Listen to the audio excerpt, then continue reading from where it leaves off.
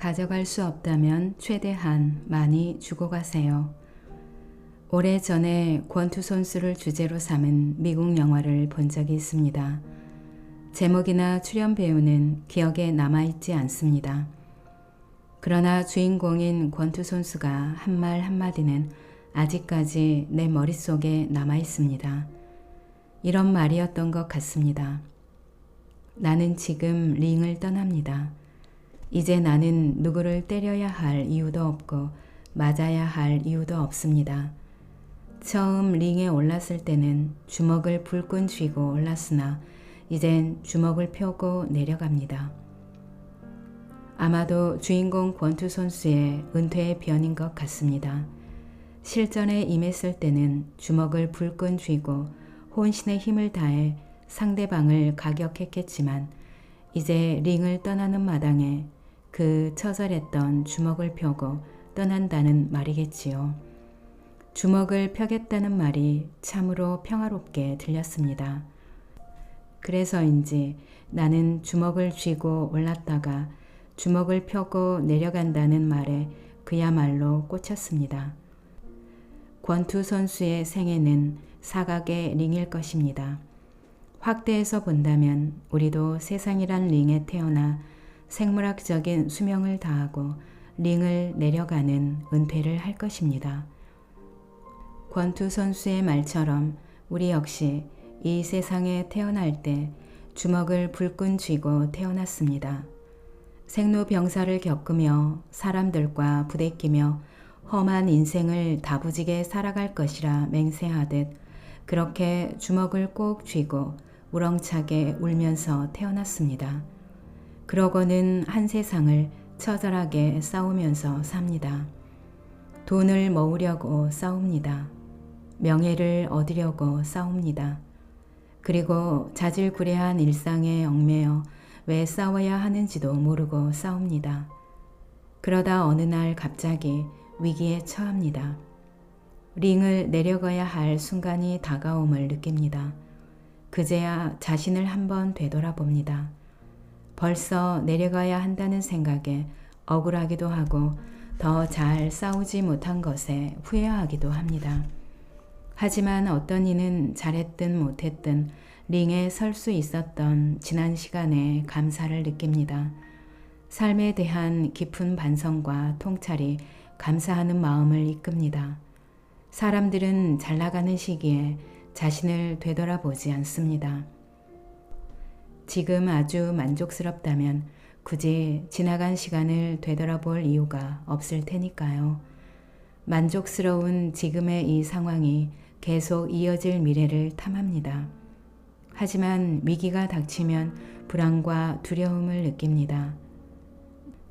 동시에 대비를 못한 지난 시간을 후회합니다. 그러니 만족스러울 때 미래를 염려하고 과거를 회고하고 불만족스러울 때 미래를 낙관하고 과거를 반성한다면 그것이 통찰입니다. 유태인 정신분석학자 빅터 프랭클은 나치에게 끌려가 아우슈비츠 수용소에서 모진 고초를 겪었습니다.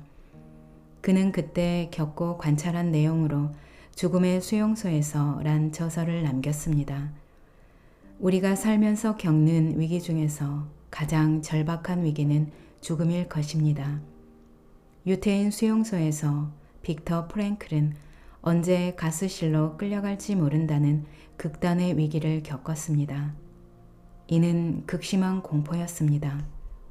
그는 이러한 공포 앞에서 사람들이 크게 두 가지 유형으로 반응했다고 책에 적었습니다. 하나는 생물학적인 본능만 남아 마치 짐승처럼 행동한다는 것입니다. 다른 하나는 공포감을 초월해 담담해진다는 것입니다.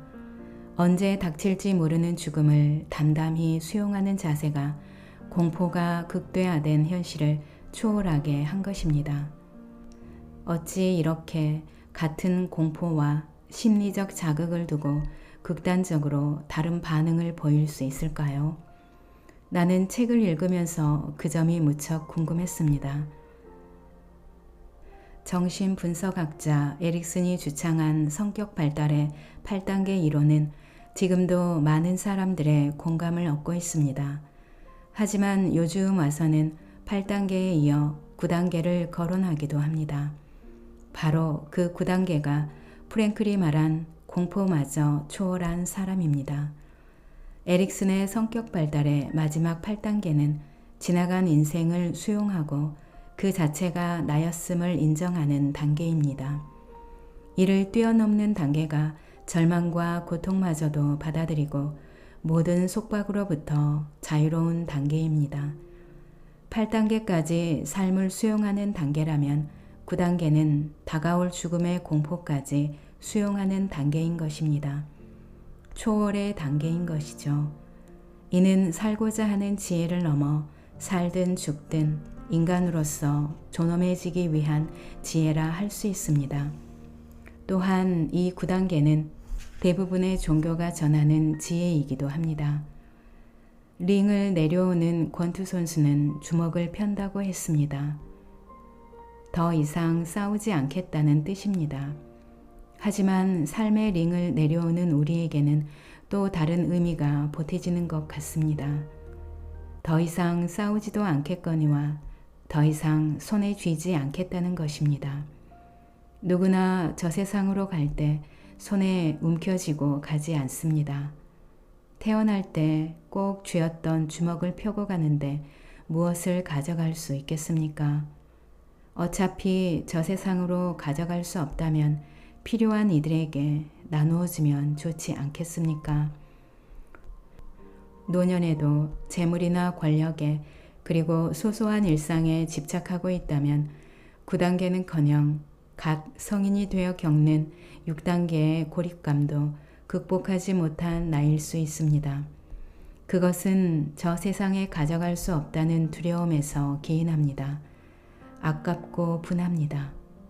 의사로서 운명의 순간을 앞에 둔 사람들을 접할 기회가 많았습니다. 그 중에 강렬한 기억으로 남은 사람이 있습니다.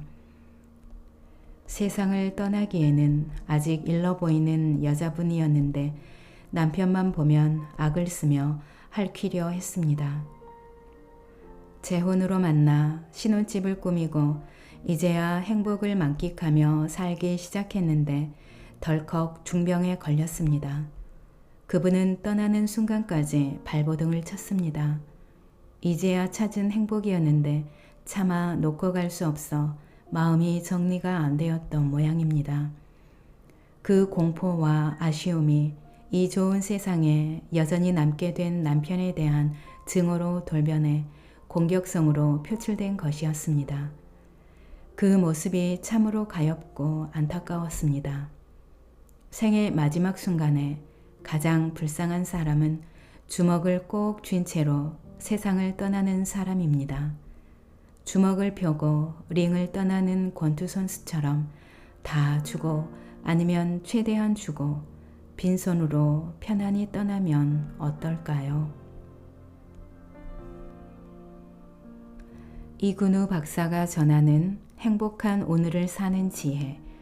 오늘은 내 인생의 가장 젊은 날입니다. 책 중에서 발췌한 내용입니다.